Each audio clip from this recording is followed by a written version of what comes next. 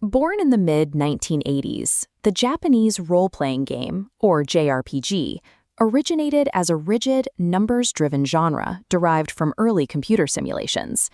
This diagram outlines the genre's original, inescapable loop. Players would watch a fixed narrative cutscene, engage in polite, turn-based combat, and watch their characters' internal mathematics go up. In the early 1990s, the hardware transitioned from 8-bit to 16-bit consoles. This shift dramatically expanded available memory and processing power, giving developers room to store massive amounts of new conditional data. With that expanded memory, developers realized that forcing players down a single, fixed path was an artificial constraint. The hardware could now track dozens of intersecting variables at once. To keep players engaged, studios had to systematically dismantle the traditional RPG machine piece by piece. They engineered new mechanical systems designed to turn passive readers into active participants. The first constraint developers targeted was the single, predetermined storyline. Romancing Saga's free scenario replaced straight timelines with a non-linear web of events. Completing a quest could lock off story threads elsewhere. Tactics Ogre added ethical weight, where brutal political choices, aligning with law, neutral, or chaos, structurally severed access to entire factions. Later titles utilized their own game mechanics as narrative devices. Chrono Trigger used time travel to let players fight the final boss at almost any point in the game, unlocking multiple endings. The Nier series required players to repeatedly complete the game and eventually delete their actual save data to uncover the true narrative. This interwoven pattern represents 13 Sentinels, the structural extreme of this evolution.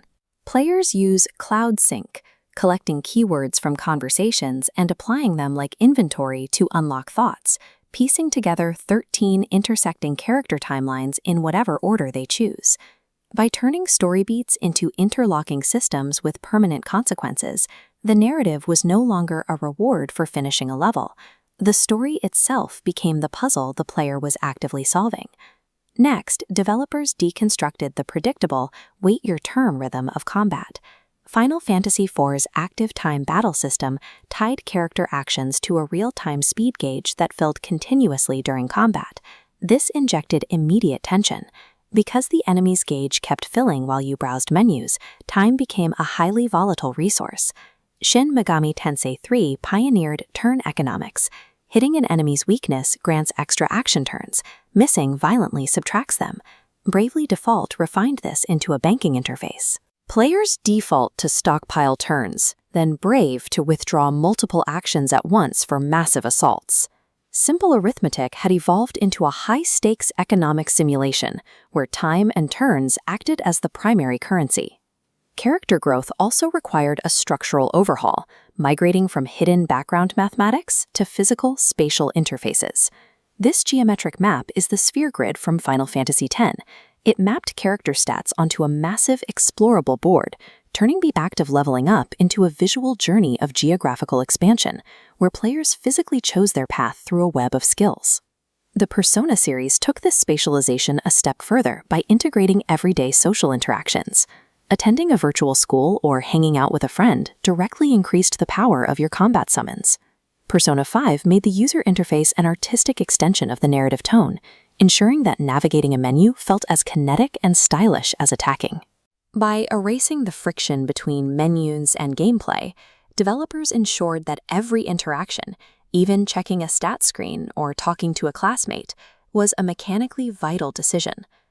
Over 3 decades, static stories became ethical webs, polite combat became time economies, and hidden spreadsheets became social simulations.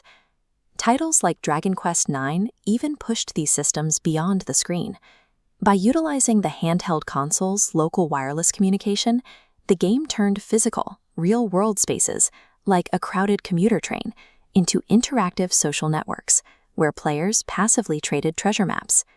These specific engineering breakthroughs, conceptualized and refined in post-1990s Japan, are no longer confined to a single subgenre. They serve as foundational blueprints for developers worldwide. Through this systematic overhaul, developers built an interactive language where every choice, turn, and social connection carried mechanical weight, pushing the medium past the boundaries of traditional storytelling.